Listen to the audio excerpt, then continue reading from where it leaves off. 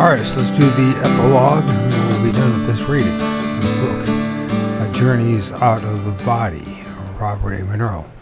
And as difficult to read as it is at times, and as boring as it has been at times, especially chapter 20 was, I think it's an important thing because this topic is, we're talking about life after death type of thing, so, and out-of-body experiences.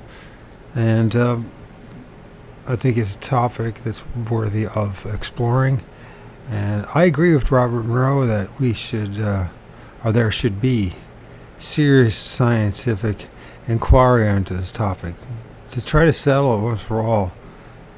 Not using priests or pastors or theology to do this, but to use actually what we have now. I think just simply by investigating this phenomenon, the mystery of whether we are live after this life, will help in the advancement of science itself. So I think it's worthy of exploring. That's my take on things. I think it's a bad idea to just dismiss it or just assume that it is absolutely true, or just to believe in it. I think it's more important to find out if it's real or not.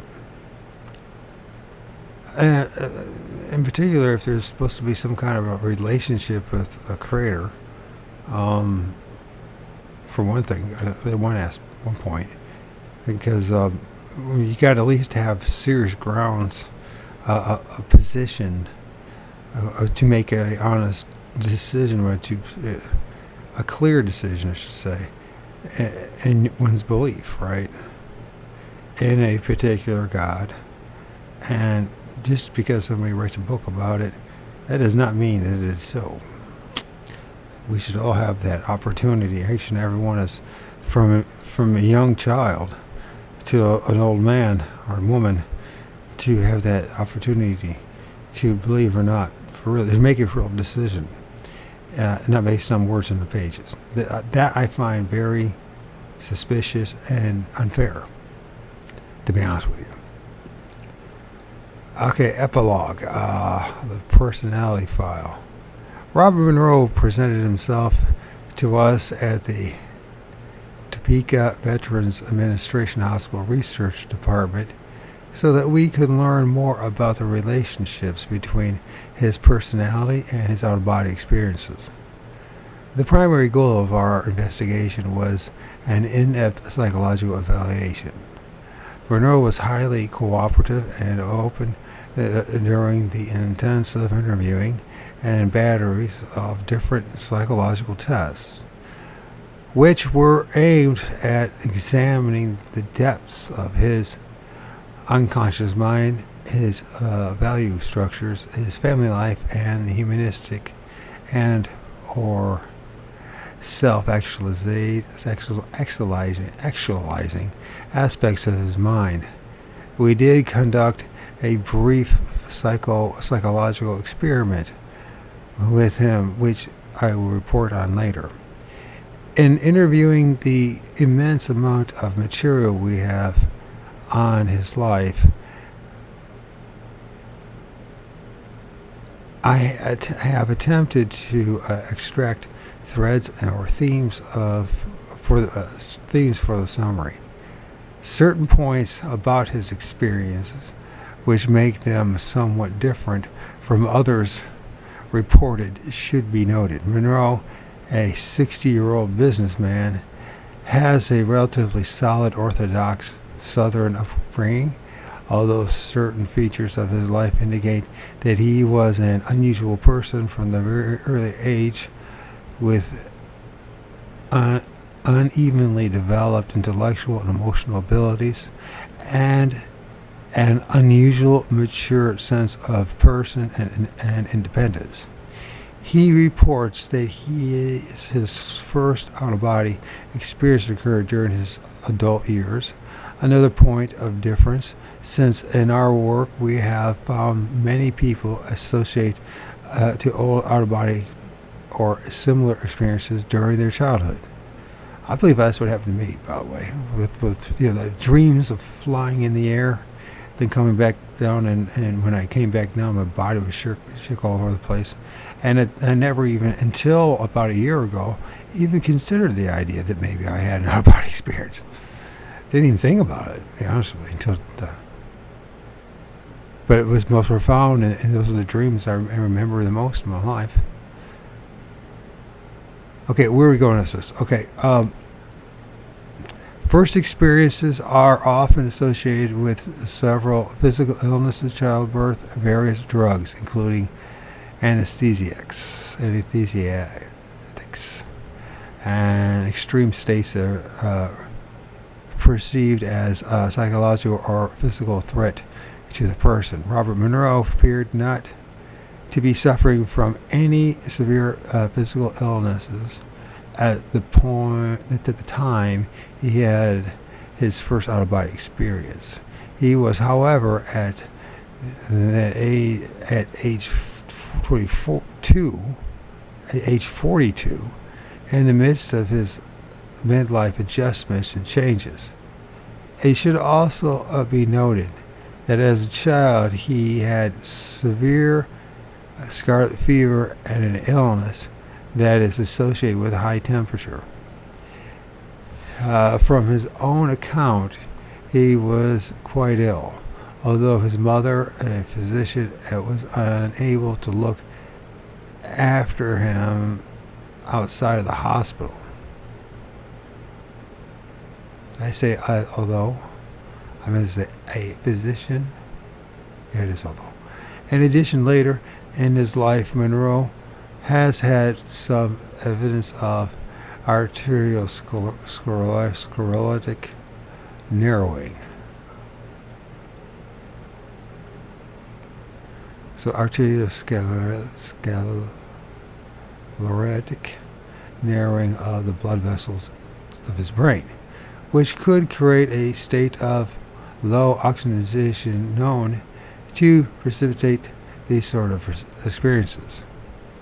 The way in which Monroe utilizes his experiences is what is unusual.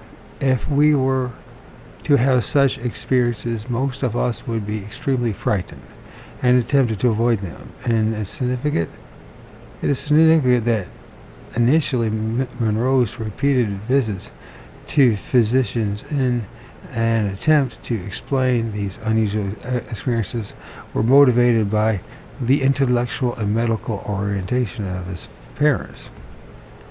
And it is striking how the behavior of human beings reflects an attempt to understand by action and experiment the dominant preoccupations of their unconscious mind. One of the most consistent themes in Monroe's history is his interest in the air. The air is his medium.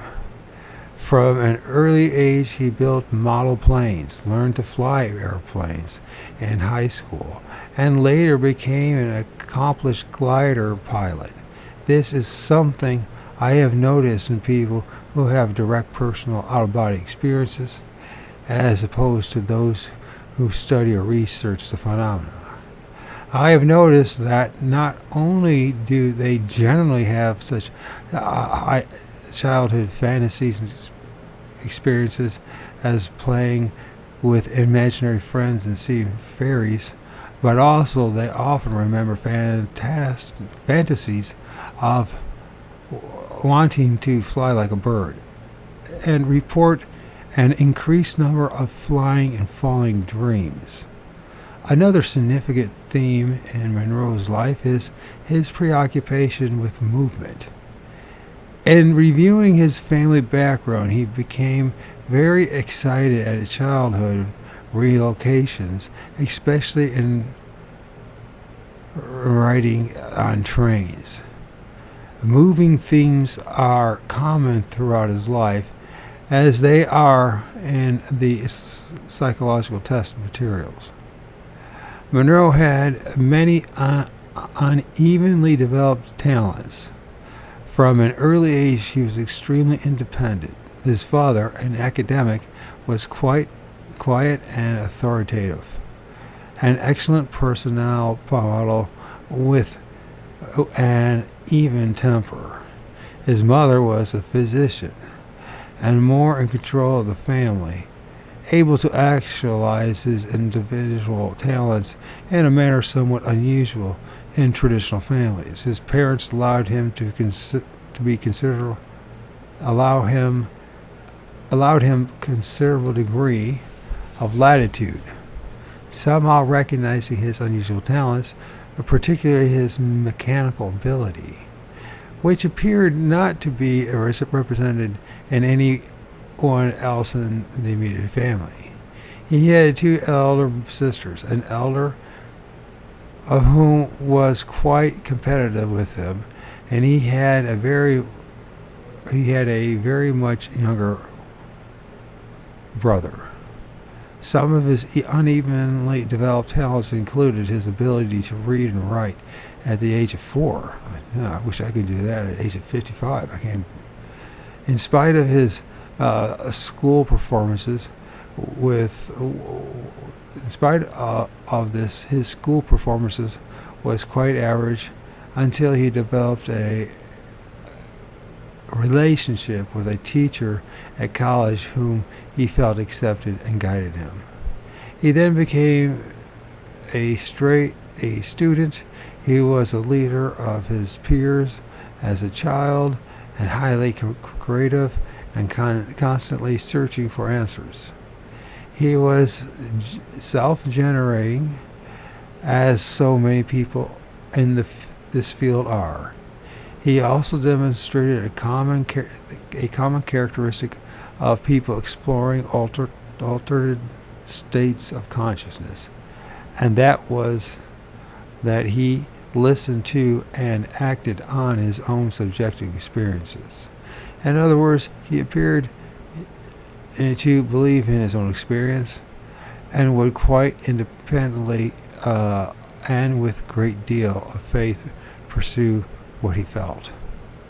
We have found in our work with people capable of having out-of-body experiences that certain personality attributes are present, and Monroe does demonstrate these.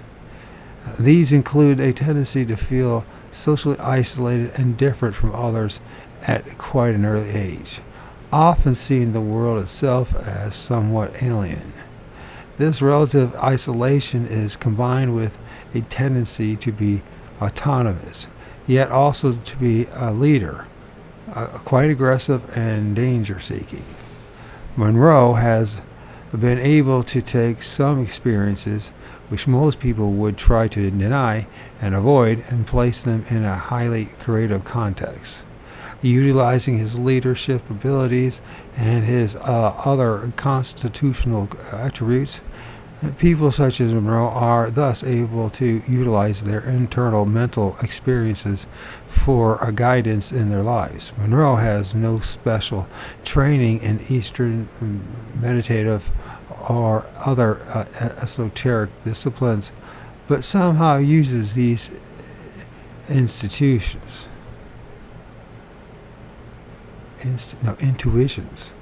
Monroe, as others, is a visualizer, a person who visually memorizes and thinks and gestalts. And let's find out what that word means instead of just assuming, huh?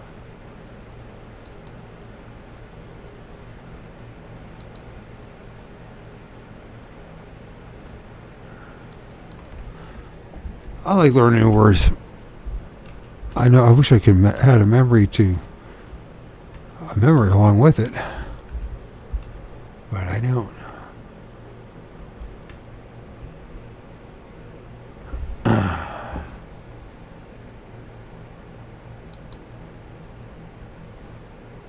Let's go for pronunciation. Gestalt. Gestalt. And what does Gestalt mean? That's right, I don't know what the hell it means.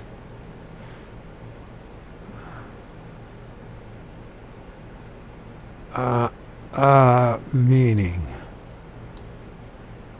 something to do with psychology, I guess. Gestalt, something that is made of many parts and yet somehow more than or different from the combination of its parts. The gestalts of the human conscience. When new employees are recruited fresh out of college and can look forward to working for the same company for 40 years, it changes the gestalts of management. And then when it gets rolling, you're not responding to a single joke. It's the whole gestalt of the movie that's funny. So something that's once again, something that's made in many parts and yet is somehow more than or different from the combination of its parts.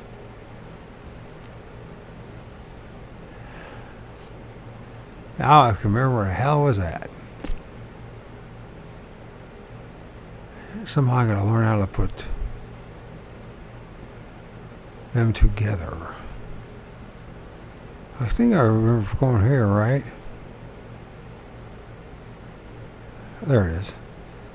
His dreams are also visual and highly colored and intense. So once again, Monroe, as others, is a visualizer, person who visually memorizes and thinks in gestalts. His dreams are also visual and highly colored and intense. Perhaps one of the commonest themes in Monroe's life is his security in not having to continuously define the external world.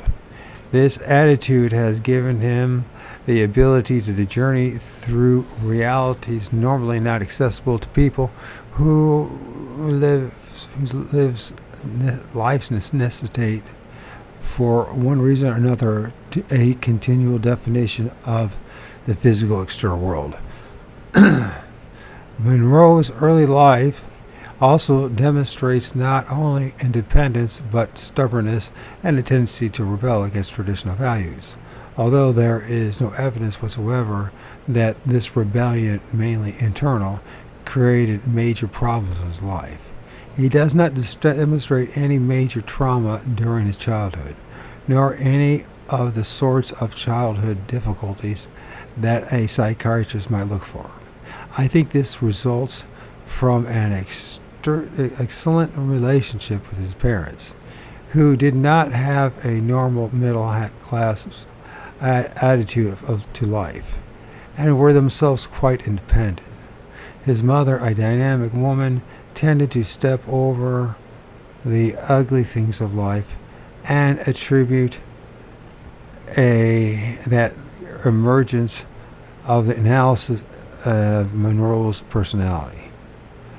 It appears that both Monroe and his mother use what could be called, in traditional psychiatric terms, denial and avoidance, except that it is done consciously and does not appear to have created difficulties for either his mother or himself.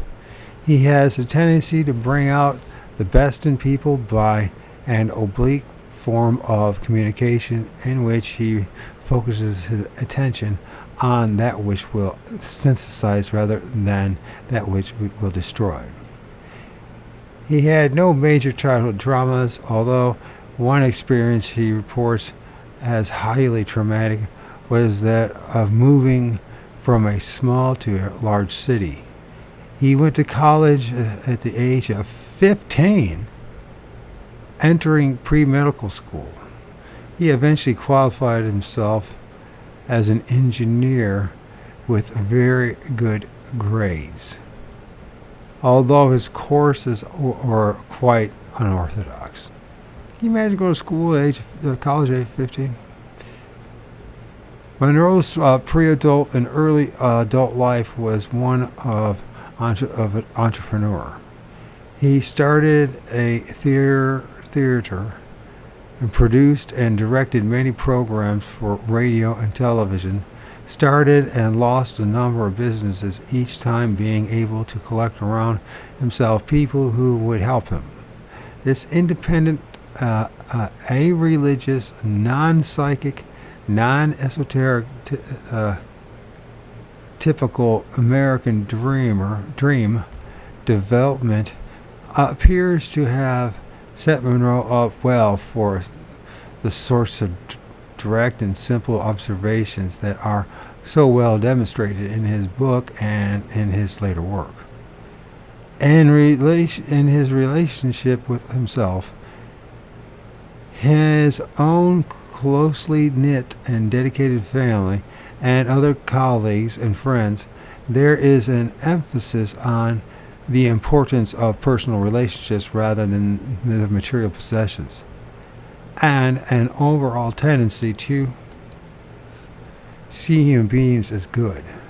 How can Monroe accept these highly esoteric journeys described in his book and at the same time be almost traditionally successful businessman and father who is not a freak, does not wear unusual clothes, and does not constantly put himself on stage for examination of his special abilities?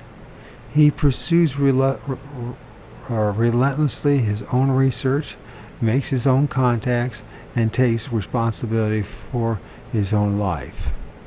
One psychological test shows him to have the profile of a self-actualizing individual with a particular emphasis on his ability to see apparent opposites of life as meaningfully related, and unusually high test score. Monroe also demonstrated elements that we have noticed in people who lead developments in the field of altered states of consciousness, and that is a tendency to keep some intensive emotions in the unconscious split and seal off.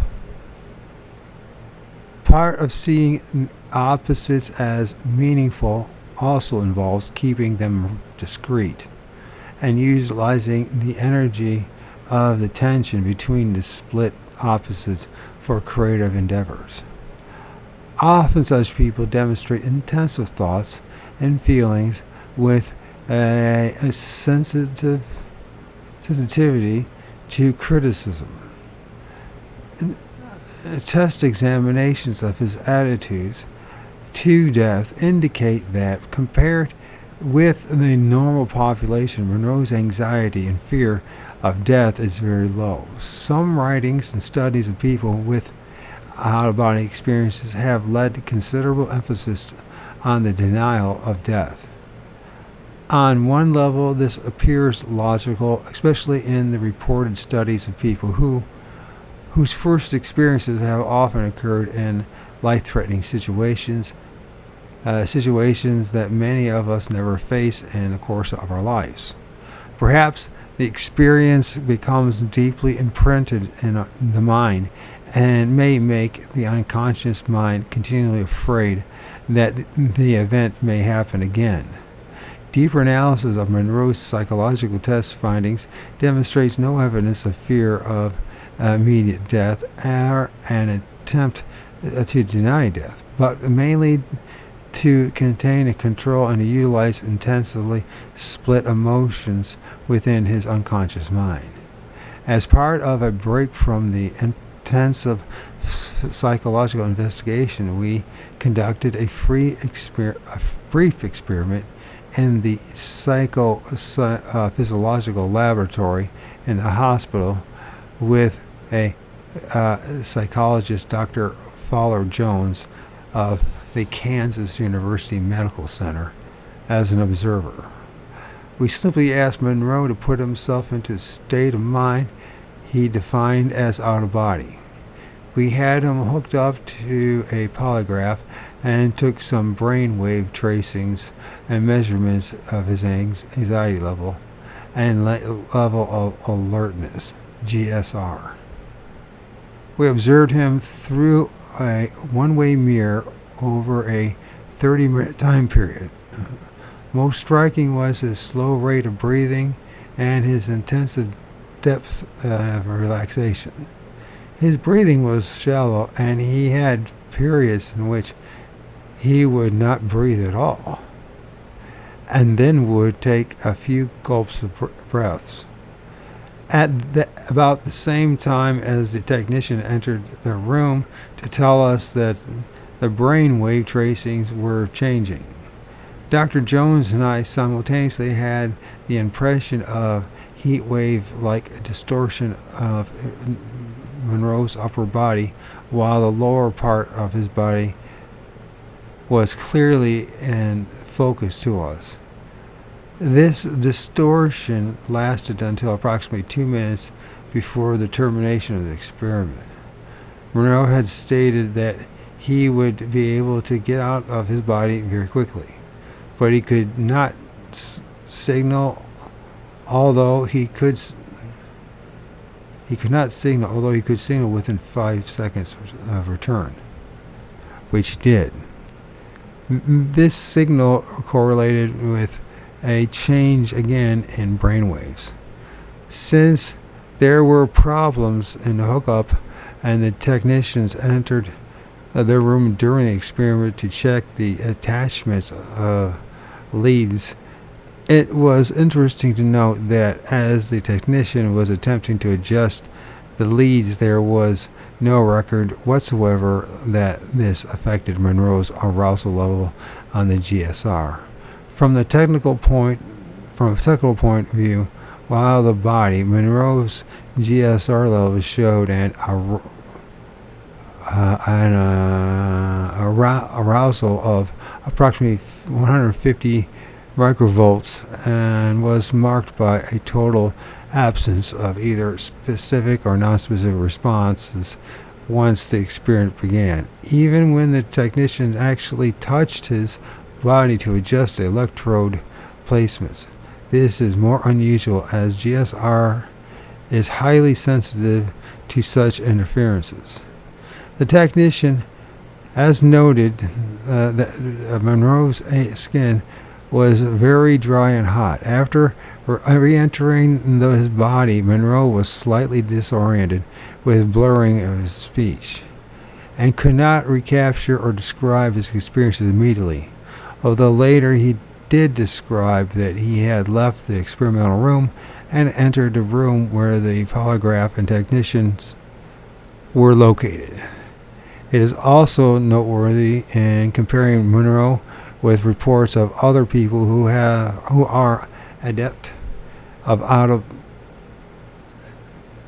out-of-body experiences that prior to the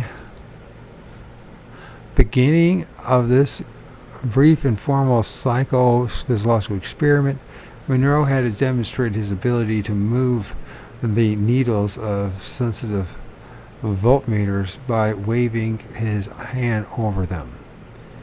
These sorts of energy manipulations might also explain some of the technical problems created in the highly sensitive apparatus, which often goes wrong in such experiments. It is almost as if energy is rampant and not under full control of either the experimenter or the subject. Computer analysis of Monroe's brain waves demonstrated that most of his brain energy was in the 4 to 5 theta frequency range, with nothing at all above 10 cycles per second. His focused brain energy is a very narrow frequency band. We have also found a similar phenomenon in experiments with Monroe's soundstrobe tape system. Monroe was doing this experiment without his tapes, but apparently could focus his consciousness so that his brain power was in a very narrow frequency band. At the time of the technicians noticed the change in the EEG, there appeared to be a shift of energy from left to right side of his brain. His ordinary EEG was quite normal, with no evidence of epilepsy, no evidence of unusual responses to overbreathing or light stimulation. A later statistical analysis of his EEG tracings, analysis of various, showed that in terms of the frequencies of the brain waves, there was no particular difference between the right and left side of his brain. But that during the time he was out of body, the frequencies of his brain waves was considerably slow. And during the out-of-body period, the vibrations and frequencies of his brain waves were considerably smaller, the variation being much less on the right side of his brain than on the left side. The differences here were highly statistically significant, p less than 0.001. What does this mean? Essentially, this brief experiment shows that Monroe was able, during a state he defines out-of-body experience, to focus his brain energy into a narrow frequency band and produce visible distortions of his body. Observed by two people independently under low illumination conditions, he was able to achieve an unusually deep state of physical relaxation, which is what he claims to do in his Focus 10 tape condition. It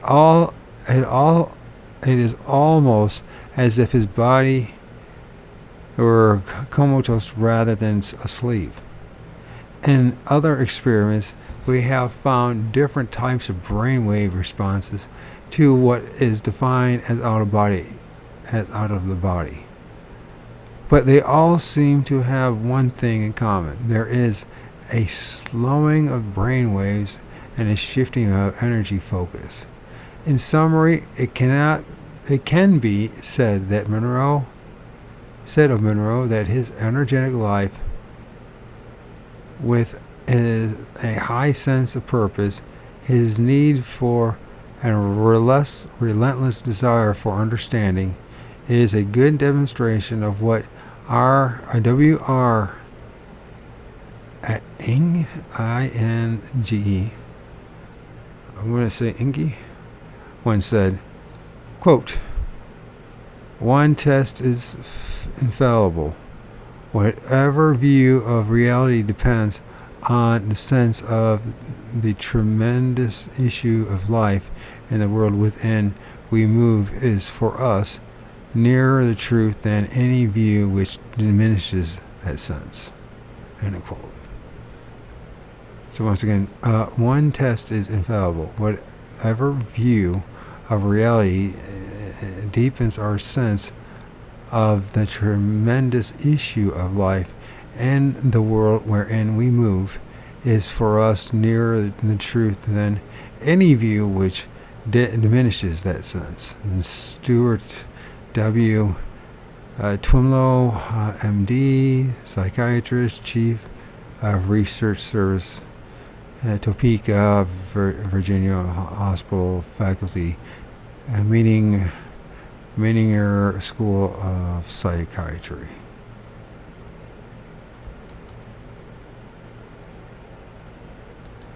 That's it.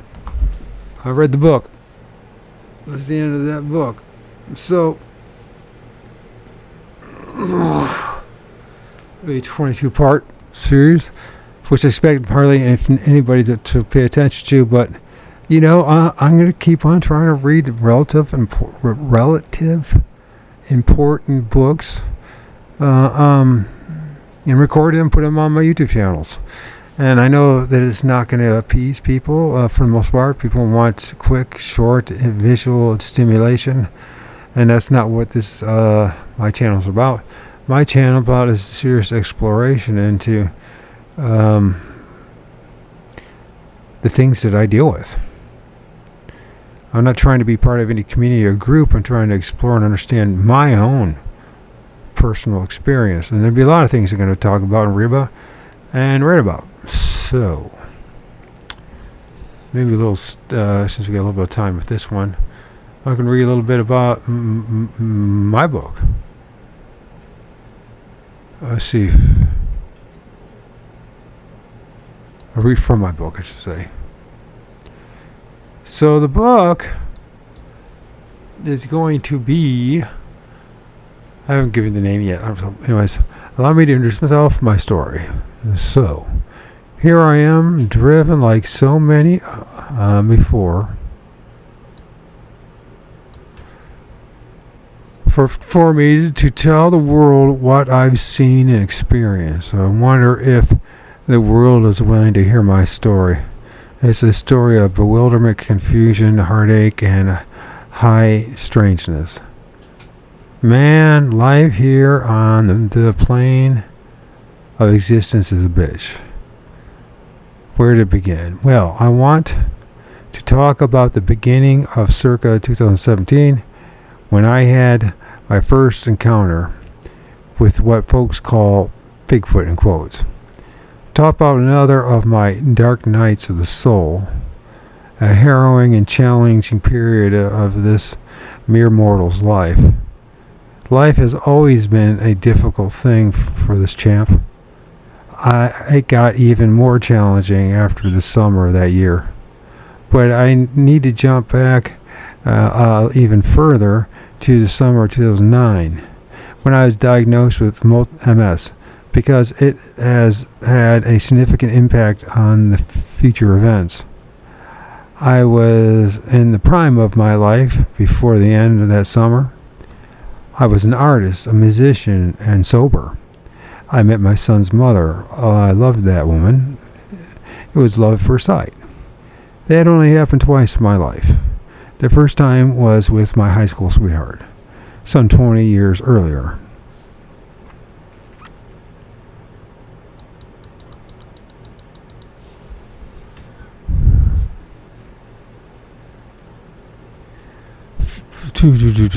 Life was starting to look good again, yet at the same time, things started getting weird with my body. My right eye started getting blurry, and then my midsection started going numb. I went to a chiropractor thinking it might have been something to do with a pinched nerve in my back. Don't ask. Don't ask. He then recommended that I see a neuro-ophthalmologist. Both suspected MS. By the end of that summer, I was wheelchaired into a hospital by my son's mother because my legs stopped working altogether. While there, I had the usual tests, including MRs, eyes, and spinal tap to determine what was going on with me. Within a couple of hours, I was summarily diagnosed with MS, multiple sclerosis, and kicked out of the hospital.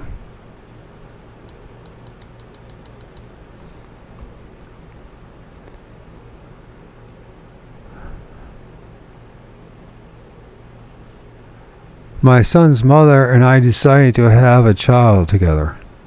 So we did. My son was born in August 2011.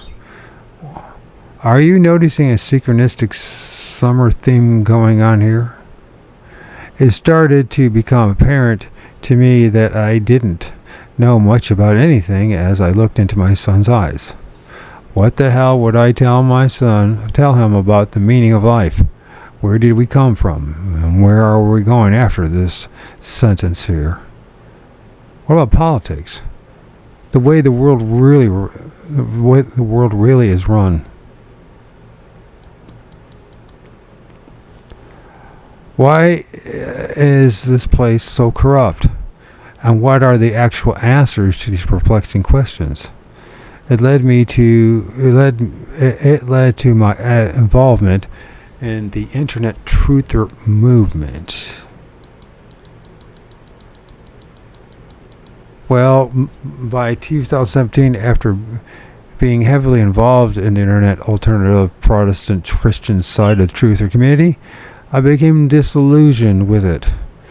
even though I would stubbornly hold on to it for another 6 years.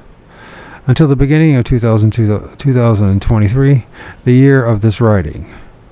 It is the fall 2023 as I type these first words of the story, finally. So that's, I have 10,000 words. I think that's approximately 30 pages. They say you need to have a book, in your first book, you don't want it to be long either. The first book, it has to be, there's usually a general rule around 80,000 words. And if I'm correct that I have the 10,000 words is about 30 pages, give or take, whatever. It could be, I could be off by 5 or on one side or the other, or even more, depending how the spacing and everything else. Depends on how you write stuff. But it's about 30 pages for every 10,000 words. So 80,000 words would be around 240 pages, right? And of course that can vary depending on all sorts of factors, font size, spacing, the number of breaks and paragraphs and all that kind of stuff. So, it could be a little less than 140, 240 pages or a little more. So, I think I have a lot to share. I already got 10,000 words, and I've covered just, this next portion of 2017, and then we got to deal with the rest of the 6 years, somehow, some way, But what I think I want to do is to pretty much tell my story in a kind of journal-like format type of thing, and in particular encounters and experiences that impact me significantly one way or the other. My thinking is if I even remember those events, and then and to share them to the best of my ability without embellishing things or over exaggerating things, or exaggerating at all, really, and just sharing the points, the things that I remembered, the things that were significant to me, and with a heavy dose of skepticism, right? I am, although I strongly believe that Sasquatch, Bigfoot is real, I also differ drastically with the vast majority of people out there and what they think, or what we think it is. And then, and talk about the things I'm filming in the trees. And then I do want to put in the book, if there's some way of doing it, it might be a two-book thing, where the first one is the words and the writing and the story, and then the next one is the imagery. I don't know. I mean, I heard that it gets extremely expensive with pictures. And so, what do I do with that? Because I want to be able to write the book for not just only to share my experiences before I pass on to the next life, but also to share the imagery and point out the things that I'm seeing. Because it's clear to me it's not a pareidolia. At least it doesn't fit the definition of pareidolia. Now, it might be something completely, I can't say in a day the stuff I'm filming 100% is all spirits. But nor can I say that they are pareidolia. So there could be something. I think it's important to talk about this stuff because this ties in with what, like Robert Monroe, his work at the out-of-body experiences, near-death experiences, theological, some theological precepts, people's culture across the board, traditions. That there's that's part of it to maybe validate it. I mean, another piece of the puzzle to validate it, but also I think there's a great opportunity that there for technology. If there's some way we can really tie into the out-of-body experiences with the quote-unquote spiritual experiences, in which they may actually have something to do with, once again, electromagnetic frequencies and energy, and we could utilize it, harness that in some way, or that I can't envision at this point how to do. But if we could, I could see the mode of transportation changing. Literally, experiencing this world, going places, and actually like being a world and outer and worlds traveler, and other dimensions and solar systems and universes, or I guess maybe there will be one universe. Who knows? Maybe be more of them. We don't know, man. That's the things we just don't know as much as we think we know. I know I don't. So I hope this will be a story that will influence a lot of people on in all camps, whether you believe in, say, Bigfoot and spirits or not. At least to consider the options, the possibilities. I don't want to be some dogmatic cult leader that's trying to start a new, following of desperate, blinded souls, right? People. So, anyways, and also I'm going to say openly again, and I'm really motivated to write a person that I haven't ever written. I don't think I've written a letter in years. I don't know if I ever even wrote a letter as an adult to anybody, except maybe my ex-wife from years ago. We're talking 30-some years. I haven't bothered to write a personal letter but there's a guy named Robbie. Low Down Robbie, and thank you for your donation. That's the only way I'm going to be able to get this. The only way I was able to type this out is because of his donation. It has to get Grammarly, because it's been so long since I've written anything that my sentence structures and wordage and verbiage is just terrible. It's weak. I haven't done anything since college, and so. And even then, college just get it down and get out of the way, and shit. 90% of it was not interested at all in. And so, but this is stuff that I really am interested in. I think it's valuable. So, Robbie, Low Down Robbie, Robbie Low Down, thank you so much for your donation, because Grammarly costs, like, to get it and get the one package. I didn't want the business one. I wanted the one that was like $12 a month. But of course, like so many of these, they want you to pay the shit up front. In reality, you're not paying $12 a month. You're paying $140 up fucking front. Excuse my language. And so what that means is I need $140 to pay for Grammarly in order to properly edit this. So I got the first 10,000 words. I got a 99 out of 100 score, and that's promising, I guess. It's not probably too impressive. If you're a writer yourself, you've been somebody who's doing it your whole life, or you're talented at it, you'd probably go, for a guy like me, hell yeah, I'll take it. So, anyways, and most of that, the strikes or that not getting 100 was Grammarly not recognizing my slang and swearing in this, because I do some swearing and I do a lot of some slang, because I'm trying to present my story and what happened and what was said, how I felt, and what I was thinking. Because when you hear the things that I've heard and you've seen the things that I've seen, it is a life-altering experience, and there are very few people to talk about this to. Now, there's a whole lot of shows out there on the internet of supposed know-it-alls and experts who claim that they're the same people who claim, no one's an expert, and then they act like they're experts. The only experts I don't think I'm an expert at and when it comes to stuff, is my own experience, my own observations, right?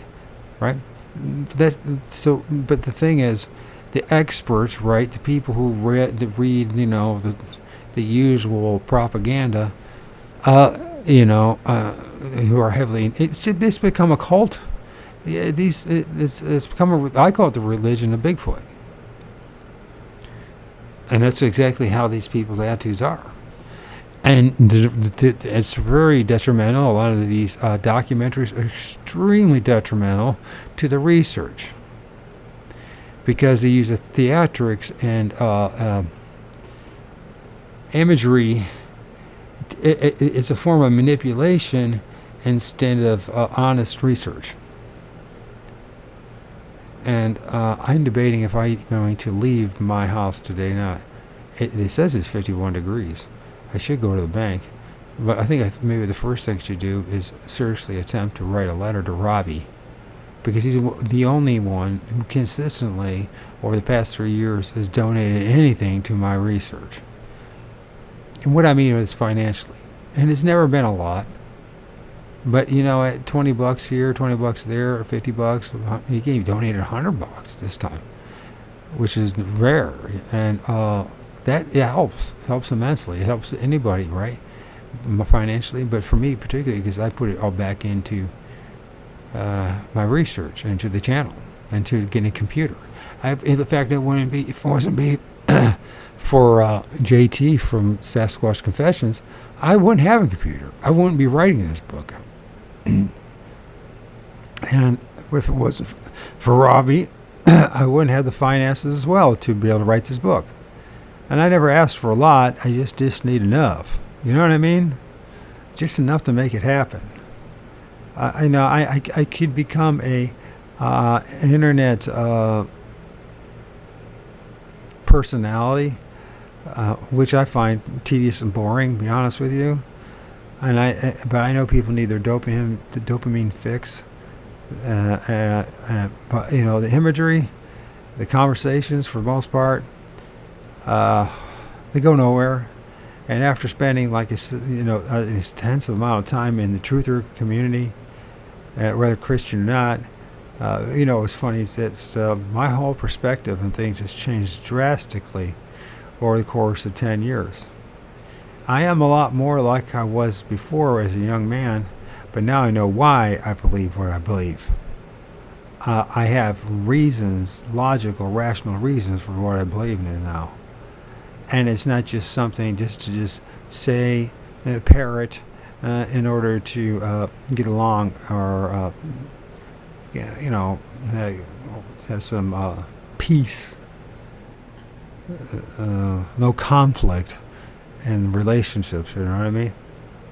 But as time is going on, you get older, you don't give a shit what other people think or whether people even want to be with you. You know what I mean? It happens to most of us. And the funny thing is, the older you get, you always that sense of dread or fear of dying is in you, right? But the older you get, for a lot of us, that diminishes because the wrinkles, the difficulty of moving, the dreams must adjust to something much more practical. The ego is deflated, and you're like, maybe it wouldn't such be a bad idea if I didn't hang around here for more than is necessary. And in a day, would anybody really miss me? I question at times that my son would miss me. I don't know. I think he probably would, but it's a weird dynamics going on right now, and this has always been. And I think a part of it is me. A big part of it is me, the MS, and the symptoms that come along with it. So, it's kept us from having a deeper son and father relationship. But at the same token, it also is what it is. The dynamics of every generation and every son and daughter, or a son and father relationship is, close when he's young. Now he's 12. Now he's in middle school, and things change, right? Now he's starting to see the truth about his dad. He's not the big hero that he thought he was. He's just somebody else. And then there's the look for other people and other inspiration, other leaders, other people to learn from, right? And then you have to go through the phase that everyone goes through, right? That everyone talks about. When you're in your 20s or your teens, you actually think you know what the fuck you're talking about. You don't. You're just parroting. You're from the indoctrination and brainwashing of school, and the religion, of the internet.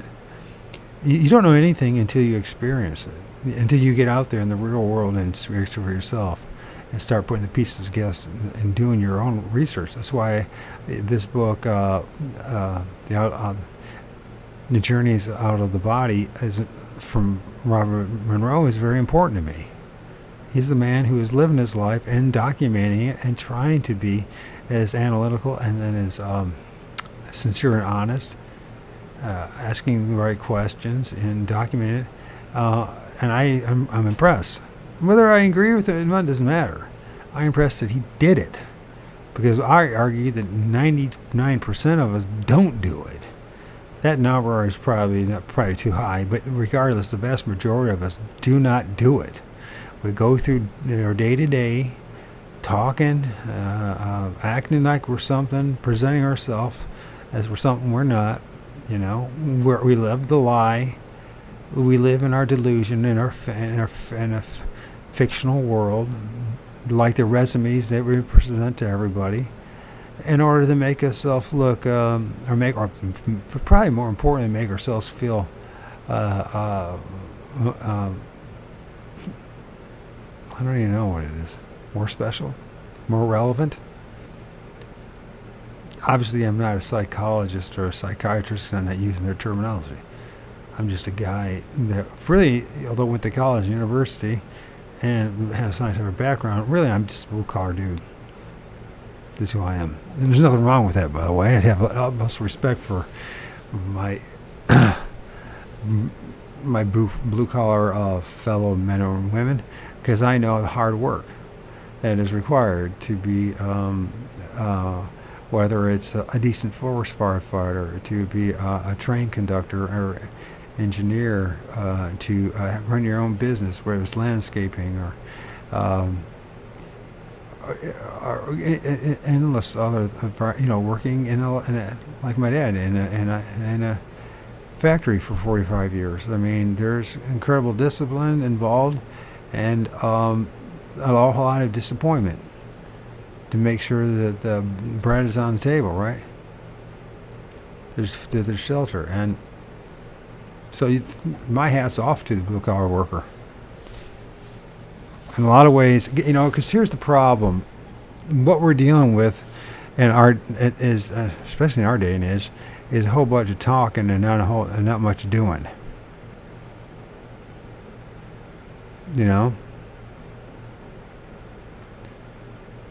And it's all about a presentation, or performance, instead of honest inquiry, exploration, and presenting yourself more in a human level. I do see some things changing with the internet.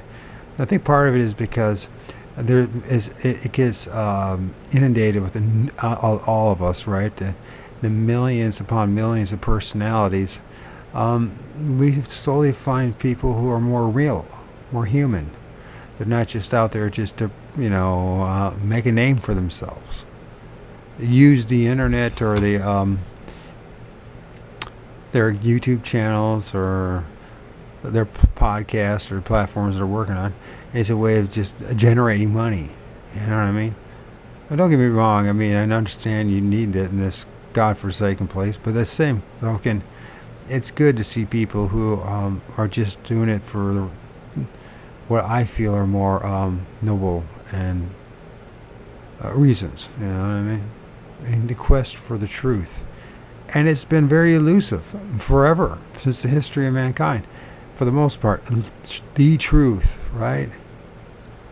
Yet all of us desire and need it, so there says something about us and why we need it.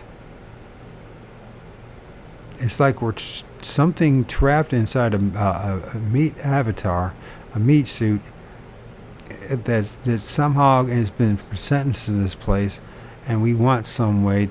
We want to know why we're here, where we came from, and where we're going. And none of us, a lot of us, don't want to come back here to go through another round of suffering. So I can go on and on about, but these are things we're seriously talk about.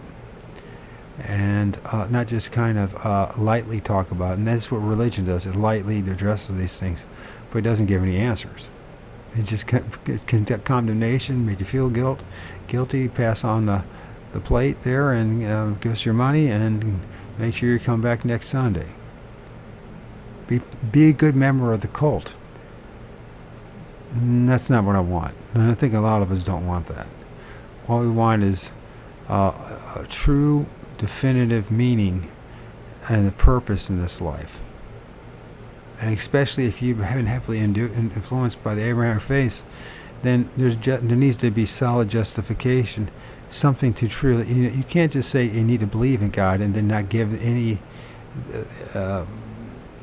evidence for that to make that belief to justify the belief. Personal anecdotal experiences is not going to work. It's not going to work at all, right? When I get done reading this book about my own personal anecdotal experiences, my only hope is that people take it, a few of you take it seriously enough to do your own investigation to find out and maybe take it to the next level. That's what I'm hoping. As far as convincing everyone that I know shit, it don't matter. It never did matter.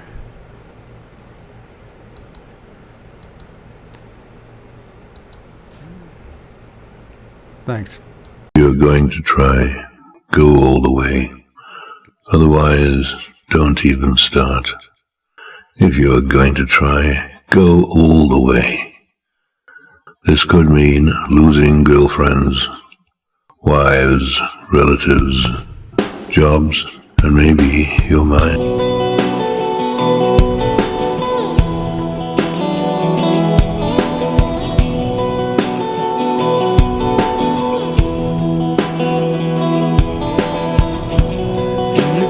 Don't know, you should take it slow.